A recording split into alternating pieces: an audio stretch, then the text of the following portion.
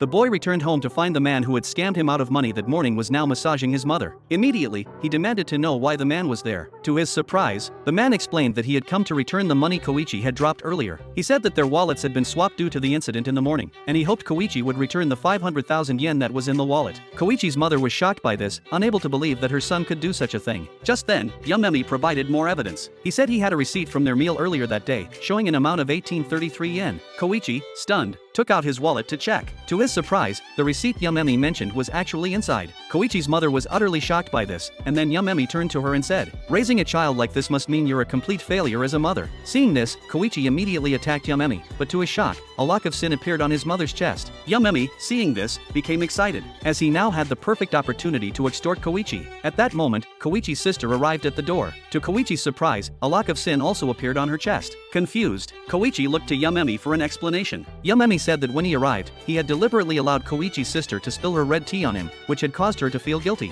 Now furious, Koichi summoned his stand. Yamemi, seeing the egg-like object above Koichi's head, became frightened. In the next second, the egg shattered, and a strange insect jumped out, landing in front of Koichi. Koichi then pushed his mother and sister out of the room and used his stand to attack Yamemi. But to both their surprise, Koichi's stand's attack didn't harm Yamemi at all. Noticing this, Yamemi quickly grabbed Koichi by the collar. But then, Koichi noticed strange text appearing on Yamemi's face. In the next second, the text began to emit an attack sound, and even more shockingly, the text on his arm started making a sound as well. Unable to bear it, Yamemi immediately attacked Koichi, but he was struck in the back by Koichi's punch. The next moment, a huge cracking sound came from his back. At this point, Yamemi collapsed to the ground, battered and unable to stand. But unexpectedly, he crawled to a nearby cabinet, grabbed a small knife, and inserted it into his own body. In the next moment, however, he threw the knife into Koichi's hand. Just then, Koichi's mother and sister barged into the room. Both of them froze in shock at the sight before them. The next second, the lock of sin on their chests became even heavier. Koichi's sister collapsed to the floor, unable to bear the weight, and Koichi's mother, overwhelmed by guilt, picked up the knife, preparing to end her own life. At the moment when Koichi's mother was about to commit suicide, Koichi controlled his stand to strike her,